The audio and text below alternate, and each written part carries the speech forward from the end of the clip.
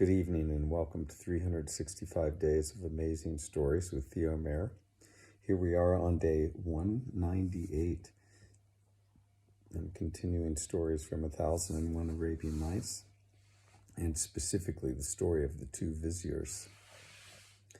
Now, you might remember that Badr al-Din had taken off through the streets because he was proclaimed mad by the crowd of people that had gathered around him and had found him at the gate going into the city of Damascus. When he told them that he had started out the day in Basra, had ended up marrying his wife that evening in Cairo, and then awakened in Damascus, everyone thought that he was certainly mad. And when he would not let go of that statement, they began to threaten him, and he ran. But they ran after him. And remember, he ended up taking refuge in a cookhouse. Now, the cookhouse was run by a cook who had once been a thief and a robber, and was not the nicest of men at that point in his life. But he had repented for what he had done. He had turned a new leaf, had opened the cook shop, and now made food for people every day. But the people who had known him and had known his reputation still feared him. So when Badr al-Din went running into a shop, all those people that had been chasing him stopped. And the cook basically shooed them away. Once the people were gone, the cook turned to Badr al-Din and asked him, "Where are you coming from? Why are you running?" And Badr al-Din told him his entire story. And when he had finished, the cook said to him, "Don't tell anybody this story. Keep this to yourself until the Almighty finds a way for you to find relief." So Badr al-Din did just that. He never told anybody that story. And more than that, the cook did not have a son. And so when Badr al-Din showed up, the cook said, "Please, why don't you become my adopted son? For I do not have one. Stay here and work with me, and all will go well." Now, that very day, he went out to a market, bought Badr al-Din some nice and appropriate clothing, brought it back so that Badr al-Din could clothe himself properly. And the next day, the cook went with Badr al-Din and did the necessary formalities to adopt Badr al-Din as his son. So, here we have a twisted route that Badr al-Din ended up, but what has happened now to his cousin, Sit al-Husan? What has happened to her? Well, it turns out that she awakened in the morning. And when she did, her husband was not there. Badr al-Din had been carried away, but she did not know that. She thought that he must be in the privy. And as she waited for him to come back, her father, Shams al-Din Muhammad, had awakened and wondered how his daughter had fared with this cursed hunchback. He was troubled when he made his way to greet her because he thought that he had been wronged so horribly by the king. He made his way toward Sit al-Huran's bed. And when he finally got there, he called in. He said, "Daughter, are you there? Sit al-Huran, are you there?" And she answered, "I am here. I am here," in the most delightful, sweet voice. Well, her father said, "Well, you certainly sound lovely this morning." And at that, she rose up and she came out. She took her father's hand and kissed it.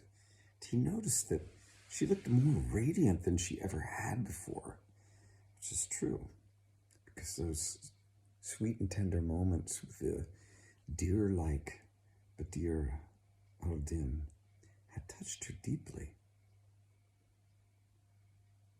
"Wow," he said, "it seems you had a wonderful night with that hunchback." Her father was a little crossed by this. She said, "Father, what are you talking about, this hunchback? I did not sleep with a hunchback." And her father, Shams al-Din, said, "What? You did not sleep with the hunchback? Father, stop talking about the hunchback. Of course I did not sleep with that cursed hunchback. I slept with a beautiful, beautiful man with those dark eyes and those arching eyebrows. That is the man who I slept with. You know that? He is my true husband." "What? What happened to the hunchback?" "Father, quit talking about the hunchback. And what are you talking about, this deer-like man? I have no idea what you're talking about." She said, "Father, he's in the privy now." Shams al-Din turned and made his way to the privy. And when he got to the privy, who was there but the hunchback, standing upside down with his head within the toilet. Shams al-Din stopped. "Hunchback, what are you doing?" Yeah. What do you think I'm doing here?" "Well, what are you doing there?" "Look, next time you need me for something, find somebody else to marry your cursed daughter, who consorts with buffalo and has lovers that are demons." "What are you talking about?" said Shams al-Din. "Well, I came here to relieve myself, and no sooner had I done so than a black tomcat appeared and began screaming at me. And then it got bigger and bigger and bigger until he was as big as a buffalo. He stuffed my head into this toilet and told me to stay here until the sun rises. Don't ask me to do anything again. Hunchback, get out of here. Go your way." "No, the sun has not risen yet. I will not go." Well, Shams al-Din dragged his feet, which at least were not covered with what was in the privy, pulled him to his feet, and sent him on his way. And the hunchback immediately made his way to the king, where he told the king everything that had happened to him that night. Shams al-Din returned to his daughter. "Sit al-Huran, tell me, what is your secret?"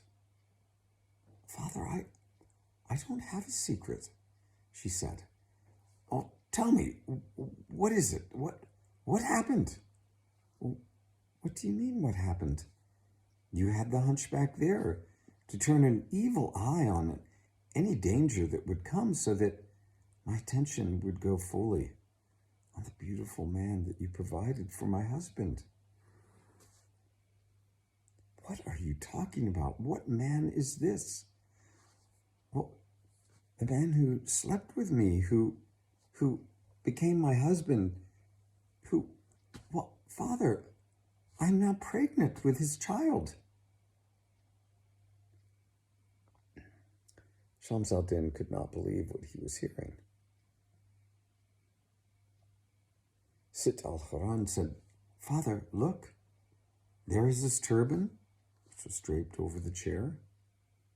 Beneath the bed are his trousers that are wrapped around something. Here is his dagger, and his robe is draped over the chair as well. Shams al-Din stopped and he looked. He picked up the turban and he noticed that it was tied in such a way that, well, he said, this is the turban of a vizier. And it is tied in the Mosul way. It's the same way that he tied his turban. And as he held on to the turban, he felt within it there was a scroll, which he pulled from it. He set it down on the chair. He picked up the pants. And when he did, he could feel that bag of gold that was within it. He undid the bag, seeing that there was gold. As he did, he noticed the note that was within it.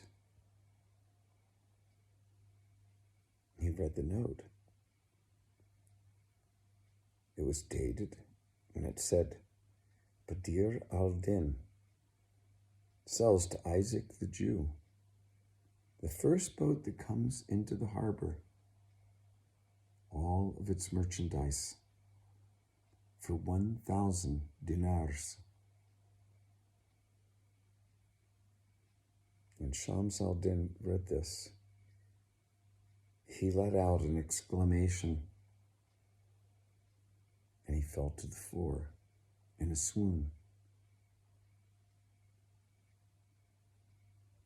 Well, we'll leave the story there, as Scheherazade did as well. Hopefully Shams al-Din will come to his senses and figure out what is it that happened. Okay, thanks for joining. Hope you enjoyed.